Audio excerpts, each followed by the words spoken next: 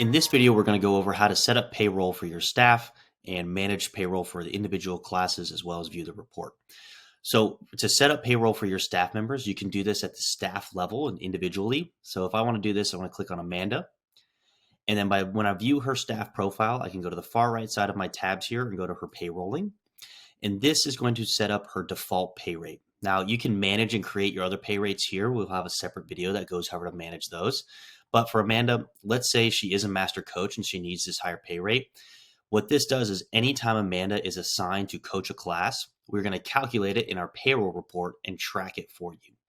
Now, if you need to set a different pay rate for a different class for Amanda, you can do that at the schedule level, which we'll cover for a second. But just to quickly highlight, this does have a drop-down menu, so if you do need to change Amanda's pay rate at any time, you can select a different pay rate. Let's go to the schedule really quickly and talk about how to set up an individual rate for a specific class. So I will go to the bottom right here, plus schedule a class. I'll select my class type, so we'll just go advanced S&C. I'll set all these things. And so when I select Amanda, by default, it's going to say use teacher default.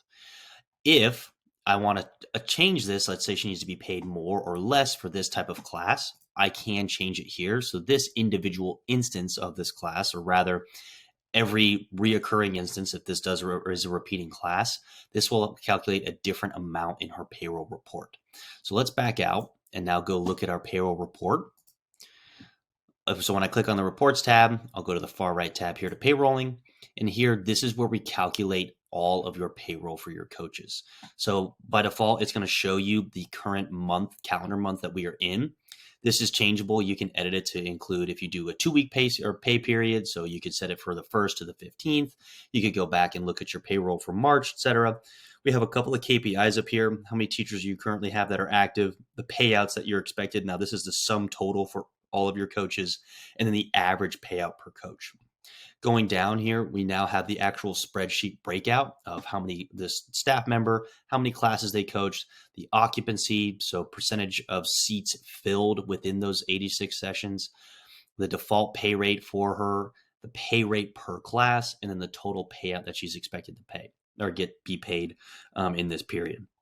This is all also exportable, so this will export to an Excel file. So if you need to do some more, mathematician stuff, you can export it and do some fancy footwork in an Excel sheet.